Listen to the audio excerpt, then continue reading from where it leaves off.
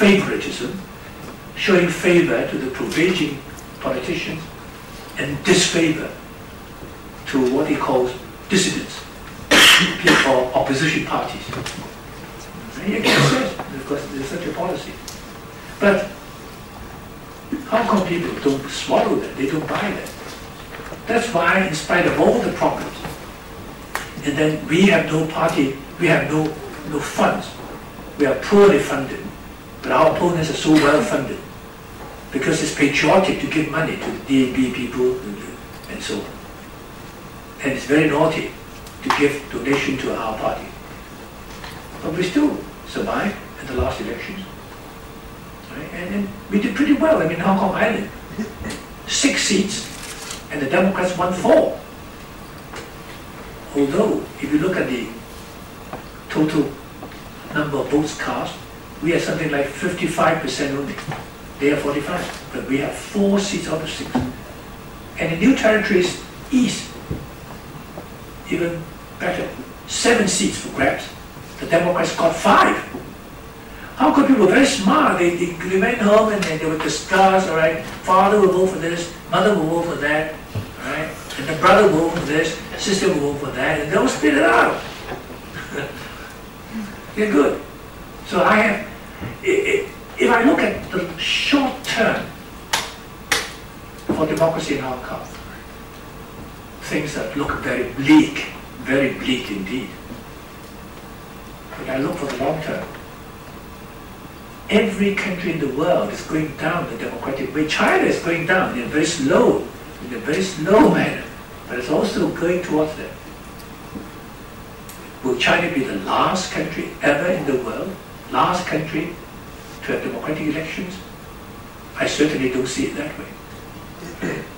And it will come, provided we don't give up. It's not my fight, guys. As I said, I'm 17 years young. How many more years that I can remain young or even alive? It's your fight. You don't have to do much, you know.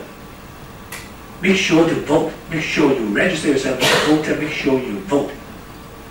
Doesn't matter whom you vote for. You must exercise your right. Remember, the 1.3 billion compatriots of yours in China mainland have no vote. And every year on the 1st of July, there are these demonstrations now since 2003. And I see many of my compatriots from China coming down to Hong Kong on a 2-way permit. And they said, we have to come beforehand, not just on that day. They won't allow us in.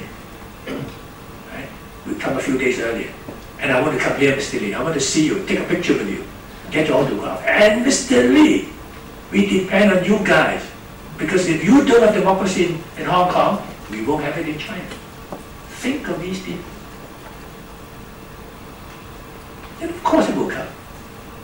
How can democracy not come to Hong Kong or to China? How can? Any other questions, please? Yes, please. Do you regard the functional constituency sectors is a small circle election in the Legislative Council, and do you agree that it should be eliminated in the future if we are going to reach the universal suffrage? I'll tell you what happened to me when I was elected by the lawyers in 1985 to represent them in the Legislative Council of Hong Kong. Because in 1985, the Hong Kong government introduced elections for the first time to the Legislative Council. There were 24 elected seats. The majority were appointed by the government. 12 of them were functional constituency seats, and 12 indirectly elected by district council members. When the votes were counted and I was declared the winner, at midnight, 26th of September 1985, I held my first press conference ever. I was a bit scared, full of mics in front of me. And the reporters came up with the first question. Mr. Lee, now that you are a legislative councillor, tell me what you want to do. I said, I have that in mind already. I'll tell you. I will fight very hard to make sure that 3 years later, at that time it's a 3-year term, I want to make sure that 3 years later, in 1988, I will no longer be elected by the lawyers to go back to electrical, but by the Hong Kong people. I want to have democratic elections.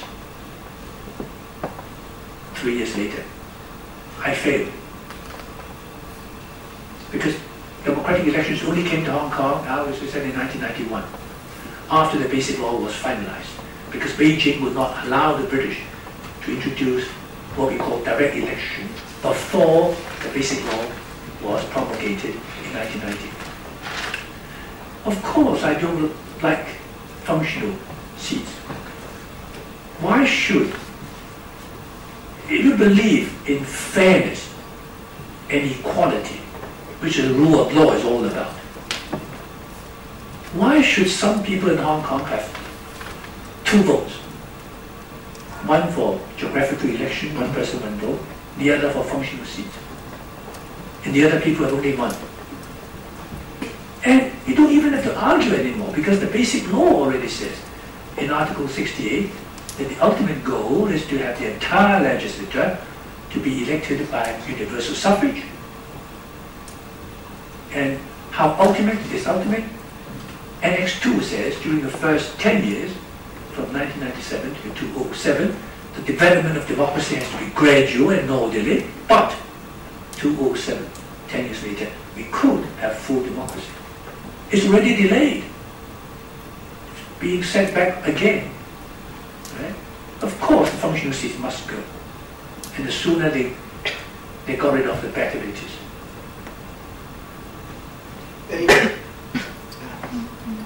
Yes, please. Yeah. Do you think about this year's Legislative Council, and do you think that new members can bring Hong Kong people to the next level? And the second question is, if democracy is something good, then why some countries like China, they're so unwilling to have the change? And is there any obstacle from that hinder them to have a to take the initiative?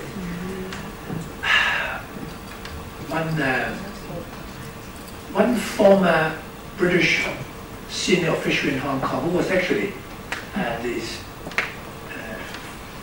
colonial secretary, then called chief secretary later on, Sir David Akers Jones,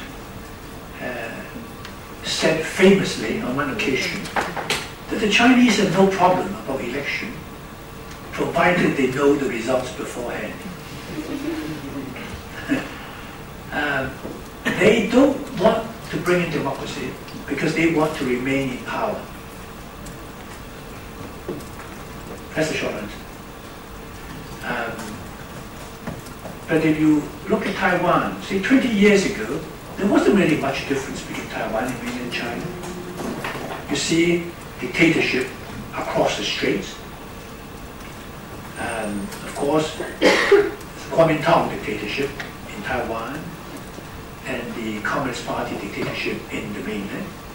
But if you look at Taiwan today, democracy, right, and freedom, and soon, I hope, the rule of law. If you look at mainland China, economic freedom, yes, that's all. No political freedom, no press freedom, no rule of law. Both were so corrupt. Things are improving in Taiwan, at least. Even the former president can be prosecuted. You see that happening in mainland China? Right? So you see a difference right away. And I'm sure Beijing leaders are embarrassed when they actually see with their own eyes what's happening in Taiwan. This legislature, I think, will be fun because the mad dog is there. Some new faces. But I hope that the new president, Zhang Yuk-sing, no election yet, but everybody knows he will win because he has the backing of Western. So he is going to win. I only hope that he will follow the tradition of not voting at all. Because his predecessor, Rita Fan, stuck to that rule. She never voted. And she never commented on current issues, on political issues. She wanted to keep her independence.